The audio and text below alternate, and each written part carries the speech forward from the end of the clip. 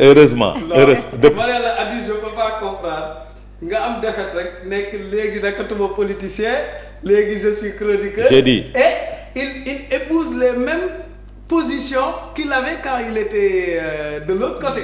Ça veut dire que de la paix. c'est le même Addis. mais avec ce une que je veux dire ce que je veux dire oui, peut-être loolu mooy conviction. c'est-à-dire je défends mes convictions. Oui, c'est principe. C'est mes principes et je parle par rapport à la République. Moi j'ai choisi. mais tu es opposant mosoo wax lu rafet ci Ousmane Sonko. si suñu defee lu baax. je ne parle pas de la personne. kon boobu léegi suñu defee lu baax s'il pose des laajal kii toog nañ ci plateau. oui pourtant su baaxee la naan baax na. non j'ai dit su baaxee je dis baax na. si je dois faire des propositions je les fais par rapport à beaucoup de choses ànduma ci parce que vous manquez de courage et je l'ai dit ici soo leen amoon courage weesu nañ fii donc mais je dis par rapport au principe Ndiambar. Moi, j'ai choisi de ne plus appartenir à un camp. J'ai accompagné une personne. Non, tu es dans l'opposition. Keneen moo ma doy j'ai dit à un camp. Moi, je ne suis pas payé à la fin du mois pour chroniquer pour qui que ce soit. Mais tu es dans l'opposition. J'ai dit, on n'a pas parlé de ça. J'ai dit non xam nga da nga ne chroniqueur si on revient. Moi, j'ai accompagné une personne. mu dem ma préféré dem sama yoonu bopp. yow tu as accompagné une personne mu dem nga daw dem ci camp ba am nga ci droit. Maintenant ça c'est pas important ce qui est important c'est la posture d'un homme d'État c'est ça qui est important le comportement d'une personne dans une république c'est ça qui est important loo mer sa doom lu mu la fitnaal doo ko traiter de fumier waaw wala déet parce que vous vous accrochez à ça. oui c'est des manquements bu homme de république warul wax soo toogee sa biir kër sa taaw di sa premier ministre ñëw toog ne la kër gi dafa manqué autorité du la neex du neex waa kër gi donc moi je prends le chef de famille buy toog di muñ di jéggale di jëllale njaboot gi lu ne ñu def chaque jour lu jara duma sama baay nee na ma sa jabar chaque jour mu def loo ko fasee mais yaa ngi koy téye ci biir kër gi sa doom dina def chaque jour loo ko dóoree mais yaa ngi ko téye di ko yor voici le comportement d'un premier ministre de la République du Sénégal nga xam ne dafa njaboote askanu Sénégal yépp moo tax mu am fit am sañ-sañ taxaw ne ku bokk ci man du saaga effectivement ku bokk ci moom parce que c'est un premier ministre du saaga. Ça il a dit quand il était opposant. j'ai dit ku bokk ci moom du saaga mooy saagakat yi bàyyi leen saaga yi loolu la leen bëgg a wax. dafa laaj dégg-dégg arrêtez d'insulter les gens. parce que le débat public c'est pas ça. Maintenant quand cette personne qui aujourd'hui est au pouvoir doit avoir un autre comportement saa yi ku jiitu nag xaj baw la te il est premier ministre de la République du Sénégal il a eu à tenir des discours yoo xamante ni fii Sénégal gii kan moo fi ne woon nañ jàpp Macky Sall fekk ko ci biir parce que génne ko def comme Samuel Doe. Il n'a pas dit ça. Il n'a pas dit ça booy rapporter da ngay rapporter exactement ce qu'il a dit. J'ai dit. Il n'a pas dit nañ dem génne ko. dama ne il n'a pas dit ça. non j'ai dit. xam nga c'est facile de travertir. dama ne je ne travertis pas j'ai dit même xam nga moi je suis spécialiste en communication. oui je sais moo toute manipulation. non dégg je ne suis pas dans la manipulation. xam nga mun naa toog ne la communication contexte la.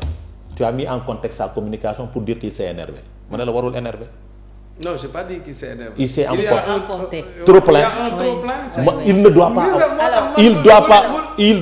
Je sais utiliser mes propres J'ai mots dit. et dire ce que je veux dire. Il ne doit pas utiliser. Il ne doit pas avoir un trop plein. Merci Adama. Donc pour dire que sur cette en tant qu'autorité, il doit savoir se retenir. li may wax Ousmane Sonko moom laa wax Birame Souleye.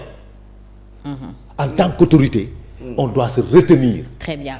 Merci. Parce que le Sénégal a besoin de stabilité. Soo leen nekkee au pouvoir yéen soo leen amul stabilité comment pouvez-vous gouverner ce pays tranquillement? Mais d'accord. Donc il faut chercher dans la communication une stabilité. Dans toutes les communications quand on est au pouvoir dañuy sóor la stabilité parce que sous stabilité amul les partenaires ne viendront pas. Sous stabilité amuloon doo leen am résultat. Donc pour chercher le résultat il faut avoir une stabilité tey stabilité boobu lu koy wane lépp ci kàddu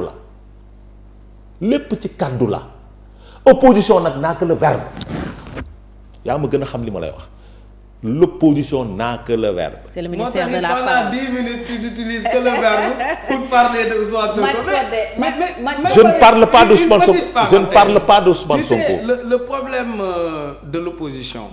Attends, je te demande une notion. Oui. Ousmane Sonko, c'est le cadet de mes soucis. Non, ma balle à. Mais presque 10 minutes. J'ai dit, tu sais pourquoi je parle du premier ministre de la République du Sénégal. Ok. D'accord. Tout premier ministre ne doit pas tenir ses propos. D'accord. Tout ministre ne doit pas tenir ses propos. Oui. Et c'est des propos à condamner, issus venant d'un premier ministre et deux ministres ou bien deux députés. C'est des propos à condamner.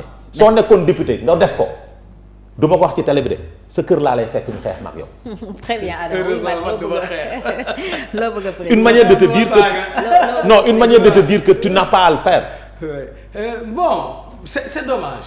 Vraiment, moi je te dis. Débat Sénégal presque du ma koy seetaan. C'est vrai. Parce que c'est des débats de personnes souvent.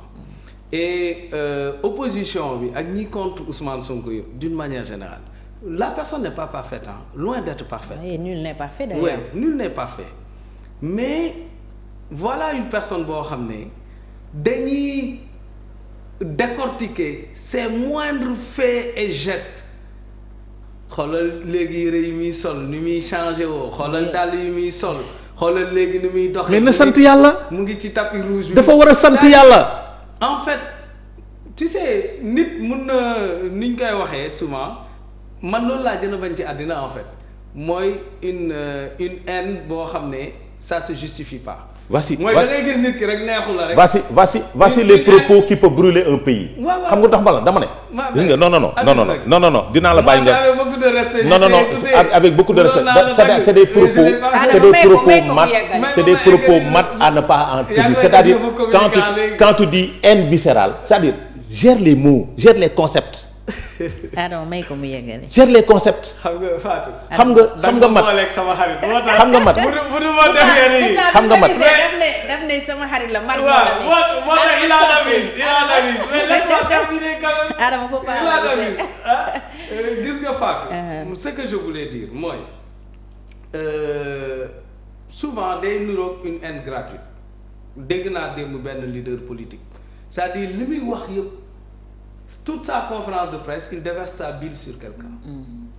Il faut que nous calmer les ardeurs. Pour moi, politique, on discute des arguments, des idées. Ousmane Sonko, qu'est-ce qu'il a posé sur la table? Et quel est son plan pour développer le Sénégal, etc., etc. Ne pas s'arrêter sur la personne.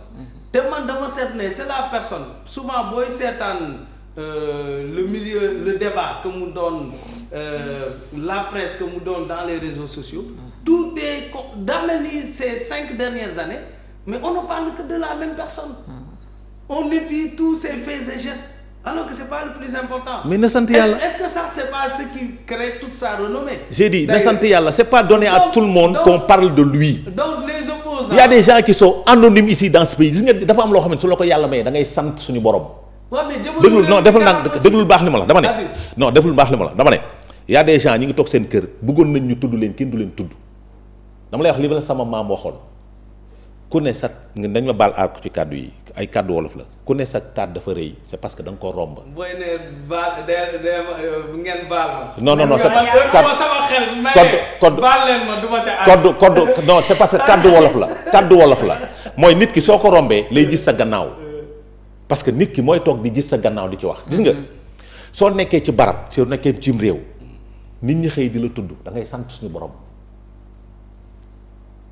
parce que c'est pas donné à tout le monde ñu lay tudd gis nga Macky Sall ba mu fi nekkee da daan def conférence de presse dina wax 50 000 fois tudd Macky Sall doo ko bañal bu ko bañal acteur politique bi parce que Sénégal andi haine amu fi adversité moo fi am man ci li ma jàpp parce que man mënuma bañ doomu aadama mënuma bañ nit adversité moo fi am quand tu sors certains concepts.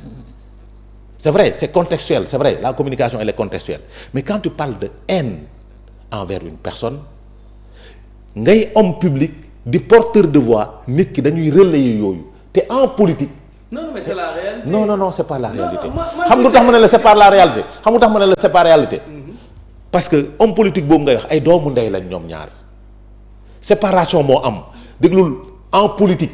mais la haine peut même. mënul am ça n'existe pas ça ne peut pas exister. non mais ça ne peut pas dans le champ politique. dans le champ surtout dans le champ politique. non. tu sais pourquoi je te corrige. tu sais pourquoi je te corrige. parce que Matt ne doit pas sortir yenn concept de sa bouche. Non, c'est pas des parce que concepts, c'est une personne que je respecte énormément et je connais son circuit. ba ngay waaj sa parti bii. on en a parlé. est-ce que tu comprends. donc on échange sur beaucoup de choses. moo tax bugguma la yow ngay bokk ci posture boobu. non man je défends mes idées et je les défends avec des principes. C'est très simple. Moi je pense que man newul Sonko sax laa yërëm en fait Sénégal laa yërëm quoi parce que notre débat public est très pauvre. On peut pas débattre d'une personne. à longueur de journée ñii di ko saaga ñii daan ay xoolal ni muy doxee. xoolal mooy ça sant yàlla que des détails. sant yàlla c'est comme si Sénégal on n'a pas d'autres urgences. sant yàlla on vit des situations économiques. sant yàlla très difficiles. Une situation des finances publiques très difficile. mais il est bavard aussi. Vraiment. Il faut accepter qu'il parle trop aussi quoi. moo ngi noonu les attaques personnelles. alors non il faut accepter qu'il parle trop aussi. Bon on a eu quand même peur dernièrement.